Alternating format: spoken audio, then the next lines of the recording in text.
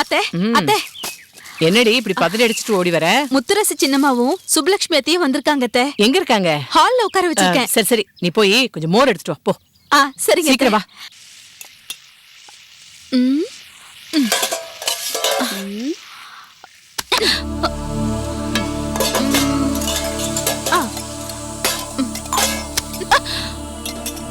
ஏய், என்னடி வேணும் உனக்கு?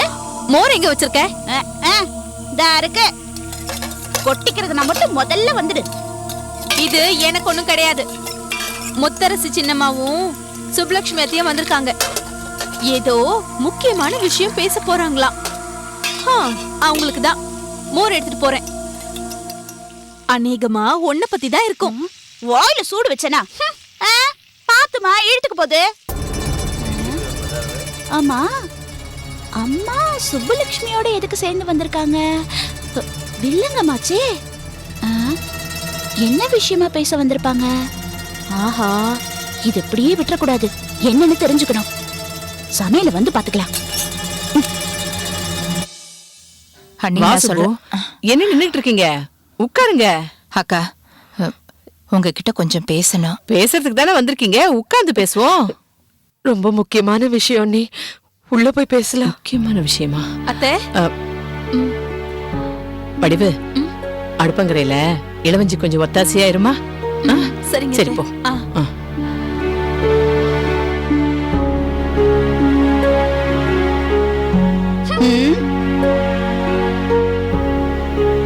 இந்த சுபு. வேண்டாம் நீ. வேண்டாம்க்கா, நீங்க வாங்க. ஒருவேளை மாடு முட்டின விஷயத்த அம்மா சொல்லிடுச்சோ? அண்ணி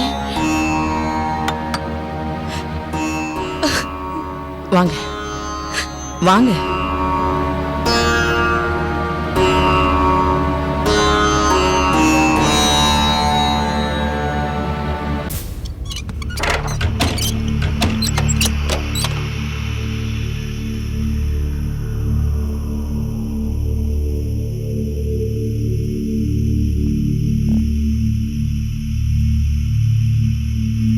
என்னம்மா விஷயம்? யாராவது ஒருத்தர் விவரமா சொன்னாதானே எனக்கு தெரியும்.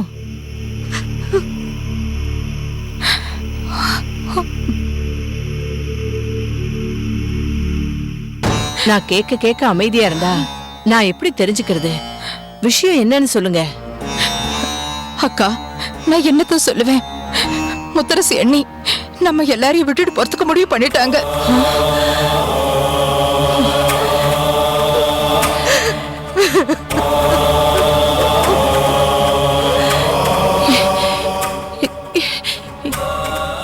என்ன சொல்ற சுப்பு? ஆமாக்கா, ராத்திரி யாருக்கும் தெரியாம அரளி விதைய அரைச்சு குடிக்க பார்த்தாங்க. கடவுள் புண்ணியத்துல நான் பார்த்துட்டேன். இல்லனா என்ன ஆயிருக்கும்?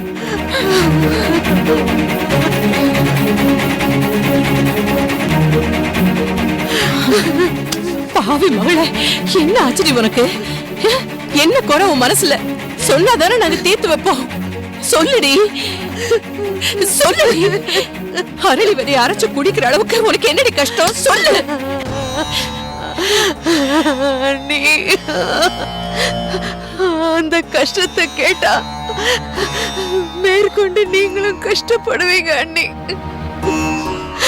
நான் ஏற்கனவே சின்ன அண்ணிக்கிட்ட சொல்லிட்டேன். அவங்க மனசு இன்னும் ஆறல. அந்த அதிர்ச்சியில இருந்தும் மீளல. எதுவா இருந்தாலும் பரவாயில்ல, சொல்லுடி. நான் தாங்கிக்கிறேன்டி. சொல்லுடி, சொல்லு. ஐயோ, என்ன பேசுறாங்கன்னு ஒண்ணுமே தெரிய மாட்டேங்குதே. ஒண்ணுமே கேட்க மாட்டேங்குதே. அண்ணி, அண்ணி, எனக்கு கல்யாணமா இத்தனை வருஷத்துல என் புருஷன் கோபக்காரன்னு மட்டும் தான் நினைச்சிட்டு இருந்தேன். ஆனா அவரு எவ்வளவு குடும்பக்காரரு, கொலவரி பிடிச்சவர்னு இப்ப தண்ணி தெரிஞ்சுக்கிட்ட. என்ன பேசுறாங்கன்னே தெரியலையே. கலெக்டரோட அம்மாவை மிரட்டின விஷயத்துக்காக கலெக்டர் இவர் மேல புகார் கொடுத்து கைது பண்ண வச்சாருல்ல, அதுக்கு பதிலா பழி வாங்குறதுக்காக கலெக்டரை கொல்ல மாடு முட்டுறதுக்கு இவர் தான் ஏற்பாடு பண்ணிருக்காரு.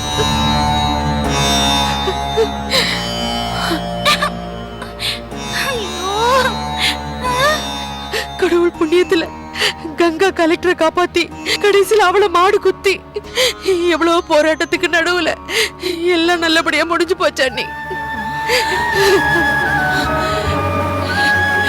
அட கடவுளே, இதெல்லாம் ஏன் கூட பிறந்தவன் பண்ண வேலையா? ஆமா அண்ணி, அந்த பாவி மனுஷன் பண்ண வேலைதான் அண்ணி. அன்னைக்கு கங்கா மட்டும் கலெக்டரை காப்பாத்தலன்னா நினைச்சு பார்க்கவே பயமா இருக்கு அண்ணி.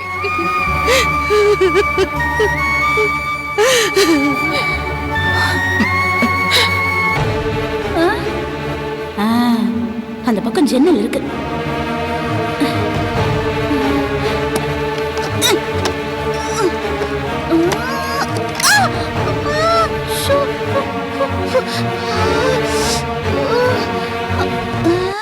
அண்ணி, 2 நாளைக்கு முன்னாடிதான் மாட்டுக்காரங்கிட்ட அவர் பேசிக்கிட்டு இருந்தது நான் கேட்டு பயந்து போய் அவரை சாமி கிட்ட கூட்டிட்டு போய் இனிமே நீங்க தப்பு செய்யக்கூடாதுன்னு சத்தியம் கேட்டு, ஆனா அவர் பிடி கொடுக்காம பேசுறாரு அண்ணி. அவரை மாத்திக்கிற மாதிரி தெரியல அண்ணி. ஒரு பக்கம் தாலி கட்டின புருஷன், மறுபக்கம் என் சொந்த அண்ணன் குடும்பம். நான் யாரு பக்கம் அண்ணி நிக்கிறது? அண்ணன் கிட்ட சொன்னா ஒண்ணு அவரை உடனே கொன்னுடுவாரு, இல்ல ஊரை விட்டு ஒதுக்கி வச்சிடுவாரு. சொல்லாம விட்டா இந்த மனுஷன் நினைச்சதை சாதிக்கிற வரைக்கும் தப்ப தொடர்ந்து செஞ்சுக்கிட்டே இருப்பாரு. இதெல்லாம் என்னால பார்க்க முடியாது அண்ணி. அதனாலதான் நான் சாகலான்னு முடிவு பண்ணேன். கேட்க மாட்டேங்குதே.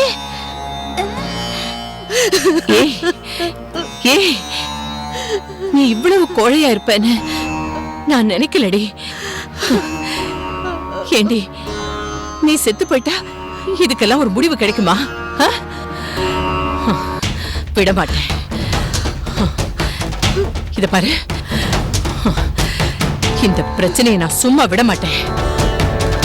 கூட பிறந்த அண்ணனா இருந்தாலும் பரவாயில்ல, குலசேகர அண்ணன் செஞ்ச தப்புக்கு தண்டனை அடைஞ்சே தீரணும். இத உடனே ஐயா கிட்ட சொல்லி நடவடிக்கை எடுக்கிறேன். எங்க அண்ணன் காலம் முழுவதும் ஜெயில இருந்தாலும் பரவாயில்ல, அவர் திருந்தணும். அக்கா, இந்த விபரீதத்துக்கெல்லாம் யாருக்கும் பாதிப்பு வராம நீங்க ஒரு முடிவு சொல்லுவீங்கன்னு தான் நாங்க இங்க வந்தோம். இப்போ நீங்களே உணர்ச்சி வசப்படுறீங்களே. அக்கா, தயவு செஞ்சு கொஞ்சம் அமைதியா யோசிங்க.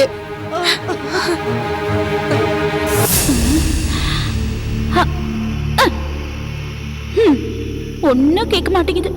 யார பத்தி பேசுறாங்க? என்ன பத்தி பேசுவாங்களோ? ஏமா, இது ஐயா கிட்ட சொன்னா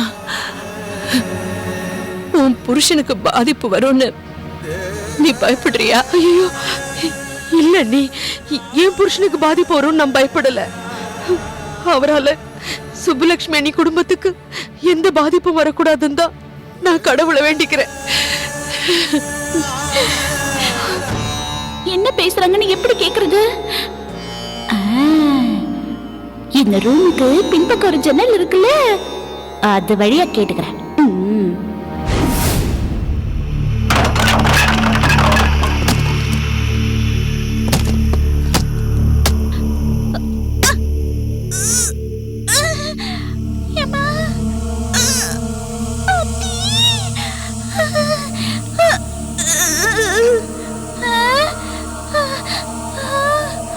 சரி, இத கங்கா கிட்ட சொல்லி அவ என்ன சொல்றான்னு கேட்கலாமா? அக்கா, இத நம்ம 3 பேருக்குள்ள பேசி ஒரு முடிவுக்கு வருவோம். கங்காவுக்கு தெரிஞ்சா பயந்து போயிடுவா. அம்மா, ஐயோ,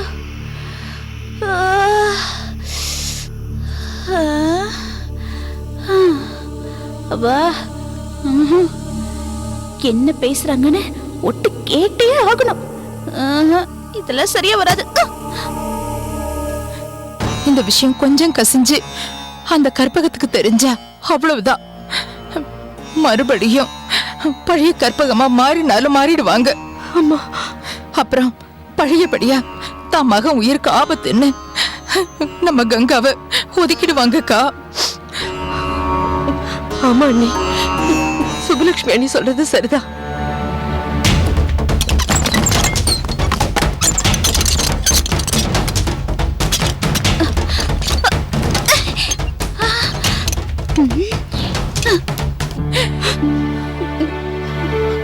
அம்மாடி, நீ கோச்சிக்கிட்டு சுப்பு வீட்டுல வந்திருந்தா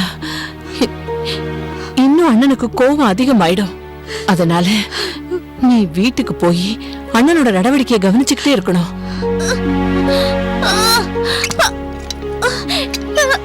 மேற்கொண்டு அவரால சுப்பு குடும்பத்துக்கு ஆபத்து வராம பாத்துக்கணும். இது பாரு, யோசனை பண்ணி யாருக்கும் எந்த பாதிப்பு வராத மாதிரி ஐயா கிட்ட நேரம் பார்த்து சொல்லணும். ஆனா கண்டிப்பா சொல்லி ஆகணும். இத மறைச்சா பெரிய தப்பா போயிடும். பெரிய தப்பா போயிடும். பெரிய தப்பா போயிடும். அது வரைக்கும் இந்த விஷயம் நம்ம 3 பேருக்கு மட்டுமே தெரிஞ்சதா இருக்கட்டும். முக்கியமா நம்ம இளவஞ்சிக்கு தெரிஞ்சிடக்கூடாது. நீ தெரிஞ்சிடக்கூடாது. தெரிஞ்சிடக்கூடாது.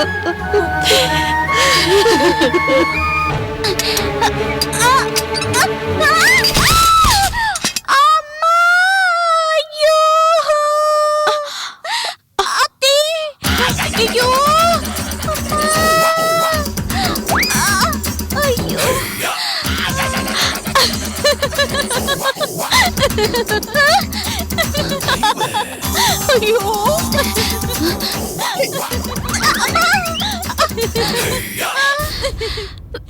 ஏய், என்னடி உனக்கு சிரிப்பு?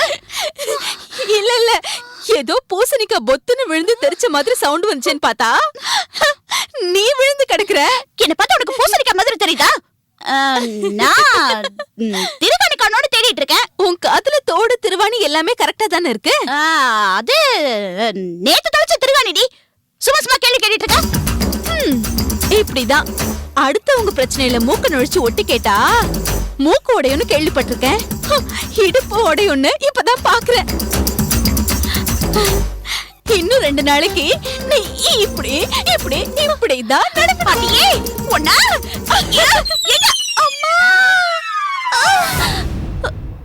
மவளே, ஓடிட்டியா? போடி. ஐயோ, அவ சொன்ன மாதிரி இன்னும் 2 நாளைக்கு இப்படிதான் நடக்கணும் போல இருக்கே. இவ்வளவு கஷ்டப்பட்டு கடைசி வரைக்கும் என்ன பேசுறாங்கன்னு கேட்க முடியலையே. அம்மா, ஐயோ.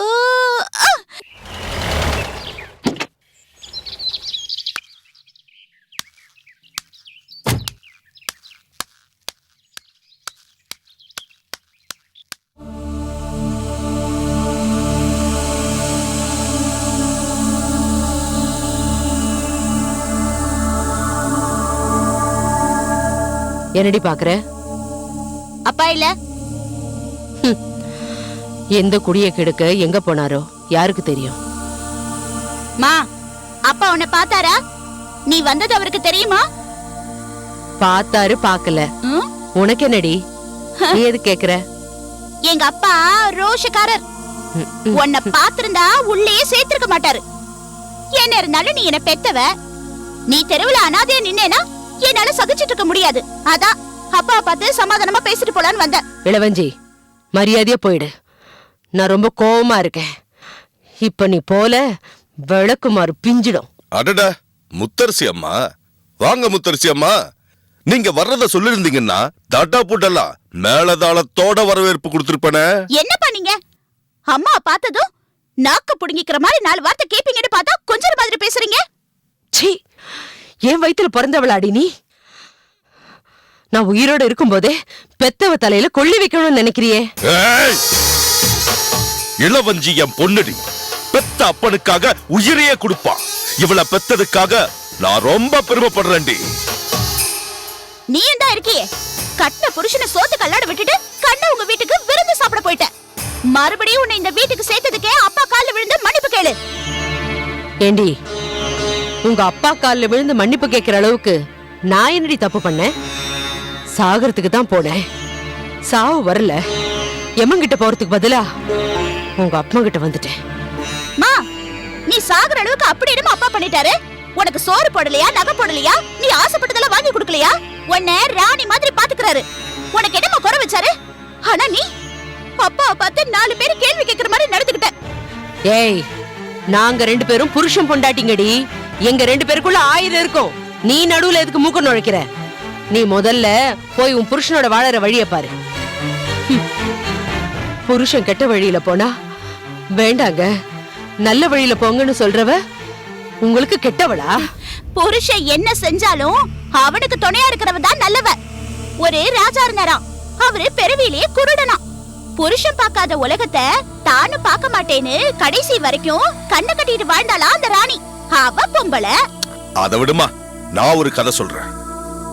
புருஷன் செத்தாலும் பரவாயில்ல, தன்னோட மகன் நாட்டு ஆளணும்னு புருஷனுக்கே எதிரா வேலை செஞ்சாலாம் ஒரு மகாராணி. என்ன பாக்குற? அவதான் கைகை, தசரதனுக்கு பொண்டாட்டி, ராமனுக்கு சின்னம்மா. அப்பா, அந்த கைகிதான் முத்தரசிங்கிற பேர்ல ஐயாவுக்கு தங்கச்சியா பிறந்து உங்களுக்கு பொண்டாட்டியா வந்திருக்காங்க. பார்த்து உஷாரா நடந்துக்கோங்கப்பா, இல்லனா உங்க உயிருக்கே ஒள வச்சாலும் வச்சிருவாங்க. என்னடி சொன்ன? ஏய் முத்தரசி,